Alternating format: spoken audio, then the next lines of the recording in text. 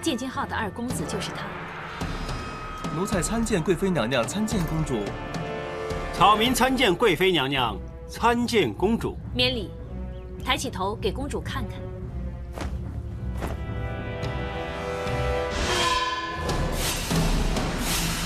我现在就去报官。你这刁民！公主声音这么熟悉，好像在哪儿听过。放手，我刁民！我叫知府惩治你！是小白脸儿。哇！给我打！是。那把他套我，暗算我，我还给你算账！朝阳，你们两个认识吗？这个刁民，我嫁出嫁狗也不会嫁给他。那你就是要嫁给松赞干布了。不是说吐蕃是边荒之地，远离大唐吗？他的使者陆东赞现在就在外面。你一是去吐蕃离大唐，二是嫁里面那个人，没有第三条路可以走了。但是那个刁民失心疯啊，要我怎么嫁？你别管他是麻风或失心疯，最重要的是，我们可以借到这个东风。还敢冒昧！住手！刁民，现在本公主恩赐你，让你当我的驸马。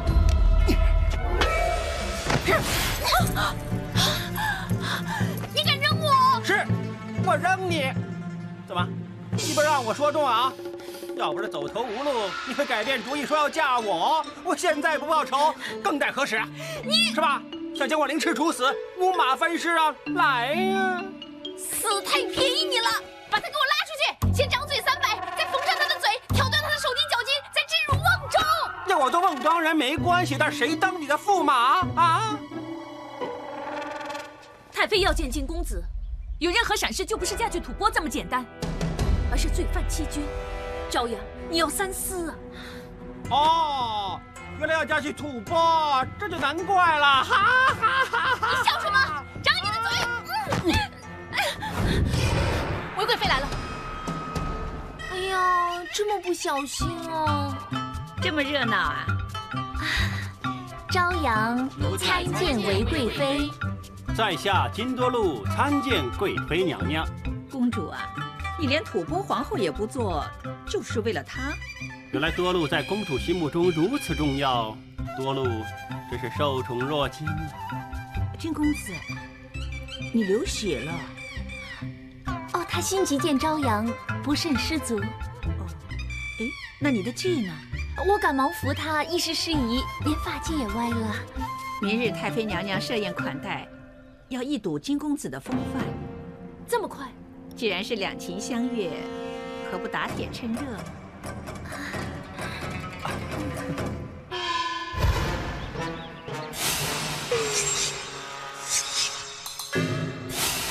太妃娘娘设宴，必然探问你我如何邂逅。你记住，天公引路，我俩七夕邂逅，在月老面前猜灯谜传情意，你才华横溢，我芳心暗许，继而泛舟湖上对月盟誓。什么？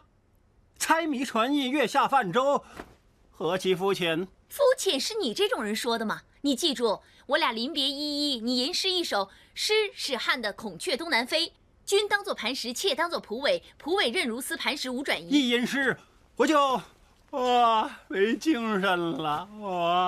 如果金家朝破家倾，看你还有没有精神。本公主已经知道了，你之所以肯当驸马，是因为希望建金号得到少府建的造金生意。你就夫凭妻贵，金家就飞黄腾达，大家都是利字当头。我有多肤浅，你有多清高啊？是吧？你给我收回你的威风啊！反正各有所求，你我都是骑虎难下。你要我当驸马是吧？行，请坐，慢慢说。哼。第一，生意固然不能少，还要白纸黑字列明是10年生约，10年死约，行或是不行？行。第二，我们三兄弟当日拿麻袋套你，纯粹是误会，你要既往不咎，不准记仇，不准翻旧账，好或是不好？好。第三，你我即使成为夫妻，你都无权干涉我的自由，你不准管我，不准骂我，更别说是打我。第四，还有，俗话说事不过3呢，是不是不行啊？你说。第四，你马上立即给我收回你那凶悍的眼神、狠毒的言辞。我金多禄呢，不习惯受气的，更何况你是公主嘛。好，这种语调听得舒不舒服啊？这种语调呢，差不多了。那应该没问题了。还有问题？口说无凭，要立字为证。本公主读圣贤书知君子行言，九鼎岂会言而无信？总之你记住，见到太妃娘娘千万不要乱讲话，免得多说多错。那现在请你念一次刚才那段邂逅吧。你刚才说那个什么孔雀啊？哎，等等，计时用膳呢？你又耍什么花招啊？那我肚子饿了吧？饭不进肚，血不上脑，什么都听不到啊！我已经让你3分，你不要得寸进尺啊！那我饿了，当然要吃饭了。做饭呢，不可以敷衍了事，要7成香米，2成糙米，1成粘米，不要井水，要稀水。饭要3蒸3焖，第3焖才可以放肉。不要猪牛羊，要田鸡。那手掌这么大差不多了，太小就会没肉，太大的话呢就会肉韧疲劳。你想我把你焖煮还是煎炸？听说在吐蕃那边1年只洗2次澡，那种臭味，哇，简直臭的你！住口！来人，备膳。难得今天5位公主共聚一堂，大家可以开怀畅饮，无需过于拘谨。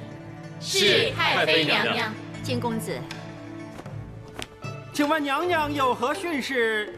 金公子，你无需助力，坐着闲话家常就可以了。依朝阳所言，你们2个是七夕。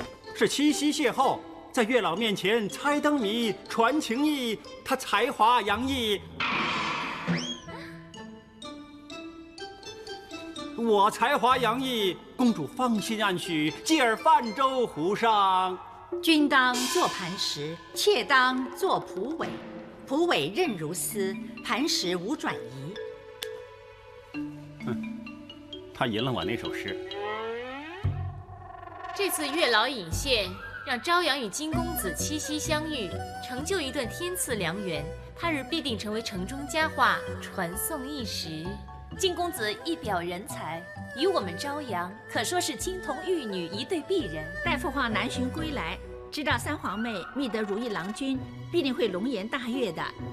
皇上此次出门，派人传话，说喜见瑞雪，此乃大喜之象。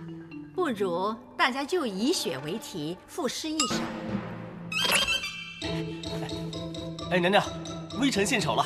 白雪纷飞可恰似，撒盐空中没可你。颇好，颇好。瑞雪飘来天喜庆，人月团圆间谍情。诗中有情更好。雪落无声情深重，众里寻他在眼中。好，好句。郎情妾意迎翠柳，一行白鹭上青天。好，各位驸马才情洋溢，雪中柔情暖透心窝。哎，金公子，轮到你了。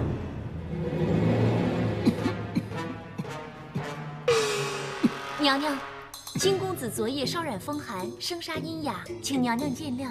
金公子啊，你刚才还声如洪钟，字字铿锵有力呢。这是时好时差，多禄也没有办法。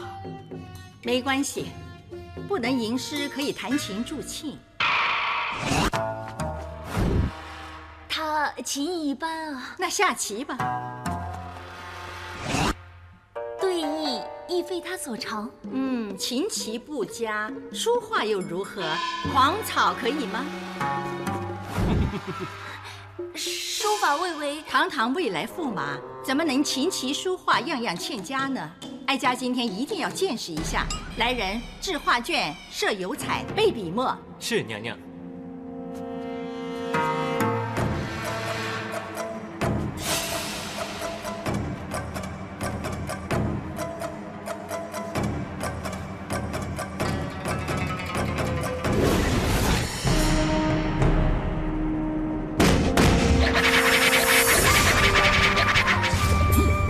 厉害！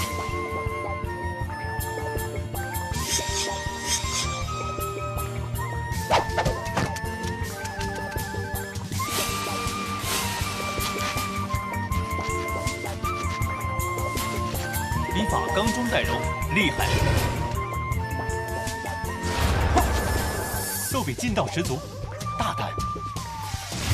构图四通八达，精彩。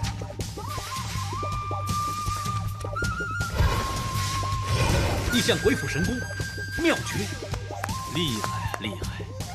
有多厉害啊？没多厉害。哈！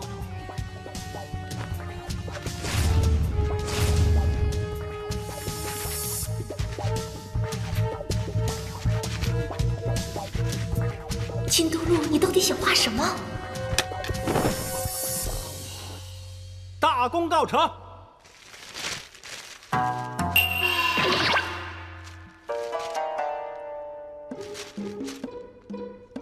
用色当寡，这幅究竟在画什么？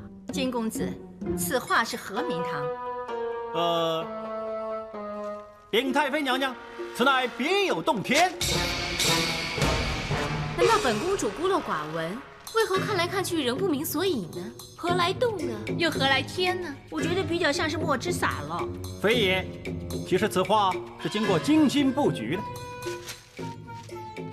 此画乃是寓意着走进洞穴，还有踏出山洞的一刹。就因为这一刹，窥见别有洞天；也因为这一刹，四周漆黑一片。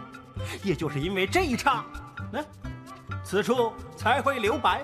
就正如洞中石头之间的缝隙，阳光透进一点光，黑中一点白，犹如苦中一点甜，意境何其绵长细腻呀！金多路，原来你琴棋书画一窍不通，胸无点墨，是一个不折不扣的庸才，你也有资格成为当朝驸马。娘娘，你可以说我胸无点墨，但是你不可以说我是庸才。所谓天有所生，各有所用。我对琴棋书画没有兴趣，但是我从小钻研医卜星象，也算是略有所成。此乃市井旁门，岂能登大雅之堂？其实金公子他，其实金多路一无是处。